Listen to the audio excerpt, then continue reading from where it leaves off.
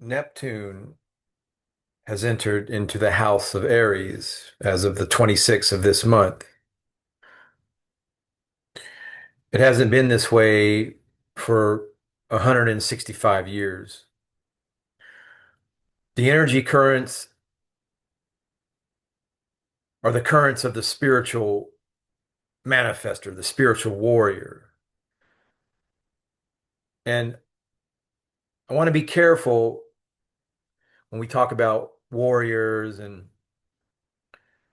putting on the armor of God, so on and so forth, to not get caught up in any more of the same as far as the external savior program and things of that nature. Because ultimately, the universe is mental, all is mind, all is actionable within your mind, within your awareness, your consciousness. And so, when we begin to understand symbolisms, we begin to understand the nature of reality, at least the extent to which we control reality is conterminous with the extent that you are able to control your energies, your mind, however they manifest. And so, looking at the archetype, the god Shiva, which the word Shiva in Sanskrit means that which is not, your ego illusions. But Shiva, as an example, as a psycho-spiritual archetype rather than a literal being. Same with Jesus Christ. All of those who are caught up in the external savior program, which is quite a bit of people, they view Jesus the Christ as a literal being.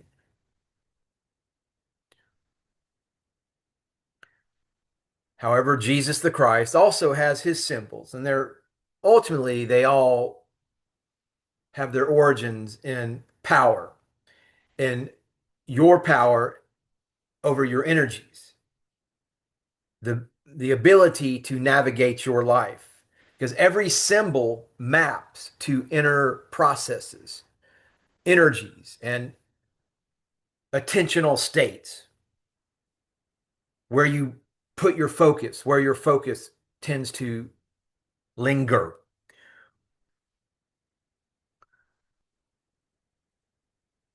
So, looking at Shiva and in general, the third eye is discernment of truth versus illusion, the ability to see through identification with thoughts, desires, and the externalized ego.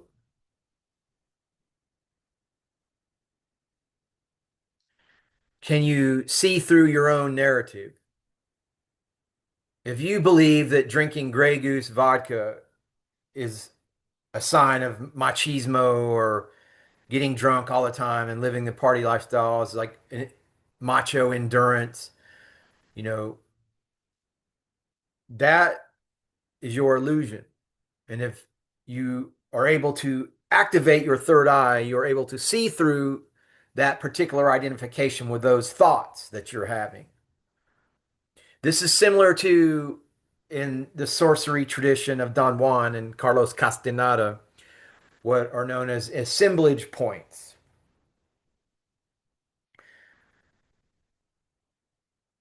And assemblage point is typically where your attention, where your thoughts dwell. If your thoughts are, you're constantly worried about survival, identity, narratives, and so on and so forth, but you tend to, or sex, or any of these sort of body identification concerns, activities, that is where your assemblage point is. That's where your attention and there your energies tend to percolate.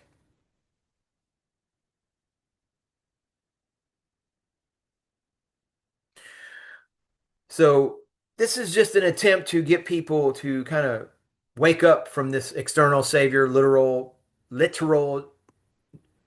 3D dimensional perspective. An attempt to get you to think about where your perception clings to or what you are projecting, and so on and so forth. Now, looking elsewhere with the crescent moon of Shiva, this is indicative of or symbolic of time and cycles. The function is awareness of impermanence, regulation of psychological and energetic cycles. This has an effect on your attention, your assemblage point, by encouraging elasticity of perception, preventing fixation and habitual loops. Your routines, your robotic routines that you perhaps become imprisoned by. But this is also a symbol of tracking emotional and cognitive rhythms, consciously adjusting responses rather than reacting. Yeah, taking the reins, taking the control of your life, which is how you manage your energies and your attentions and whatnot. And the serpent, which tends to scare a lot of Christians, a lot of fundamentalist Christians, they're a lost cause. They're locked. I try to help them out. I'm trying. If I'm not trying, I'm dying. All right. So this serpent is the God force, is Kundalini, is mastery of fear and death. This is vital energy. In the tree of life is Yasod, the Sephiroth Yasod, the ninth sphere of foundation, transmutation, awakening, potential for higher consciousness. A lot of people's energies of Yasod, the raw primal energies of the lower three chakras, the Muladhara, the root chakra, all of that, they're trapped. Most people's energies are trapped.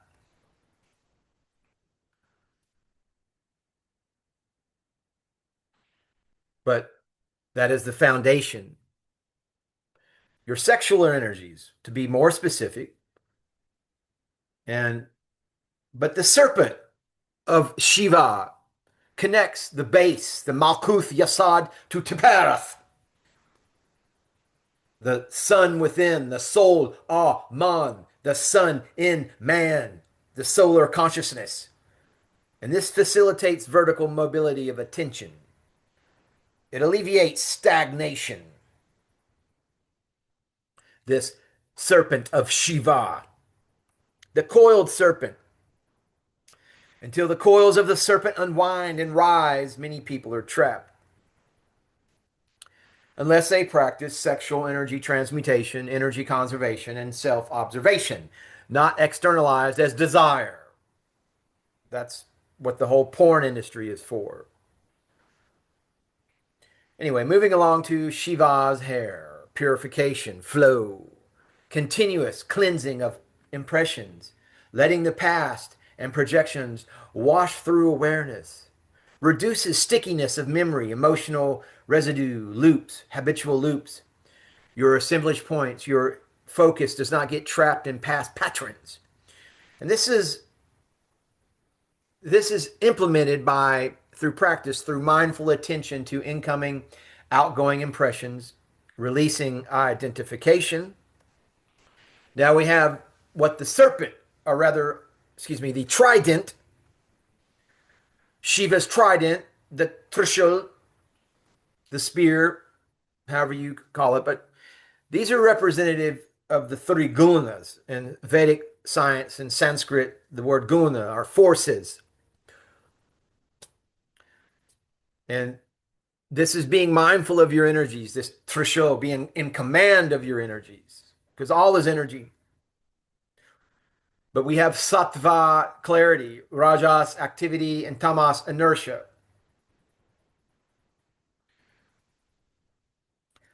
Being mindful of those dynamics of energy, clarity, activity, inertia, but harmonizing in the fluctuations where your attention tends to wander or dwell across the assemblage points, across veils. In the Bible, basic instructions before leaving Earth, the chakras and assemblage points are usually when they're talking about veils or seeing through veils and such. It's the same, it's a dimensional portal, energies where you're dwelling, your attention is dwelling. But being mindful of these forces, being in command of the threshold, the trident, prevents erratic mobility. And the praxis for this is observe action, emotion, and thought without attachment. Allow energy to balance naturally. Now, looking at Shiva's blue skin, this is indicative of infinity, beyond form, awareness of consciousness as a boundless field, not limited by body, form, or identity, promotes dissolution of assemblage points, fixation in identity, supports long term observer state, conterminous with vibrational frequency. If your consciousness, energies, awareness, if you tend to run high energetic, high vibration, you're in the blue zone. You're not in the red survival zone. And then mastery is the combination, the blending, and you become a purple person, a purple people of God. But meditation on vastness, perceiving phenomena without projection or judgment, is also indicative of the blue skin of infinity. And the ashes that you will see that Shiva smears, that forehead, the body, the agora nagasadhus use this ashes. But this is detachment impermanence. This is a reminder that identification is ephemeral. Life, body, and ego are impermanent. That's why you see a lot of these nagasadhus. They're hang out in cremation grounds and such.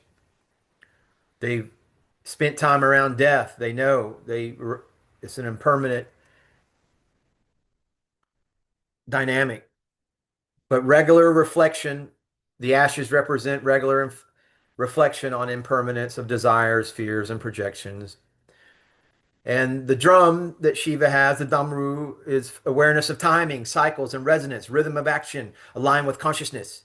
Stabilizes your attention, your assemblage point oscillations, promotes synchronous movement of veils and chakras, synchronizes actions with inner rhythm, cultivate presence in the moment.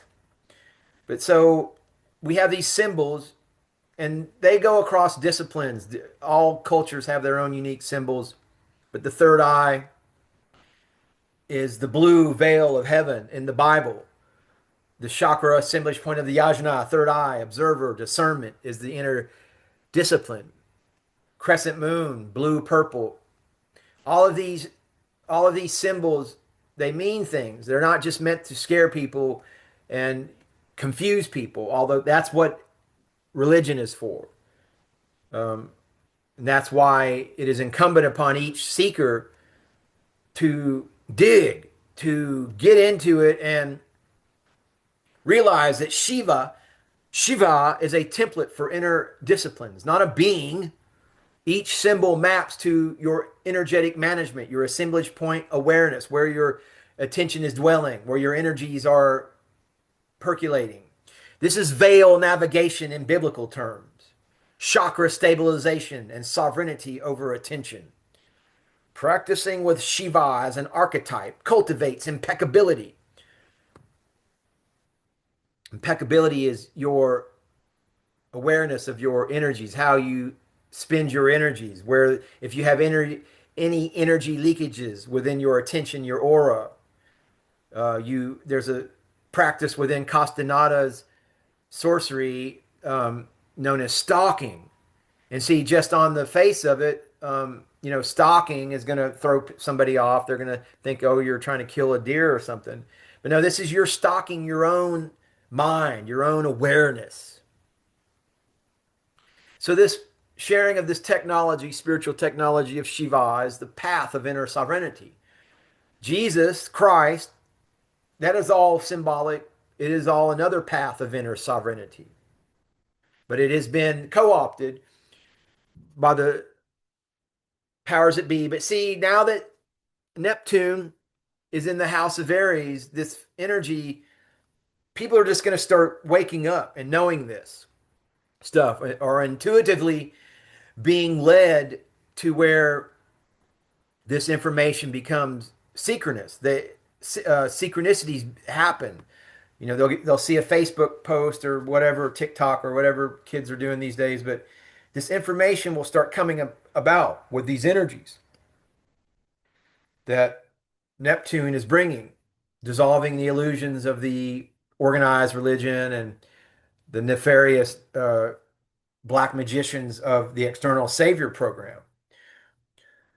So hopefully, if anyone paid attention to this particular offering, that this begins maybe to open some eyes so that eyes may see and that ears may hear, and that you too may rise in this new age, this dawning age, this golden age. And that is what the Umbanda New Elohim Ashram is here for. And so I want to there again also talk about Elohim real quick. This is not saying, oh, we're these new gods or the gods of the Bible, the Elohim plural gods. You know, he has become like one of us, gods. Elohim, angels, these are representative symbolically of coherent mental states, of intelligent energies. And what if they exist external to your awareness? They perhaps they do. I don't know. It doesn't matter. It is just that they are actionable energies that are able to guide you into this golden age, and that is what the new Elohim are here for. So hit the subscribe button and leave this video a thumbs up. Namaste. Namaskaram.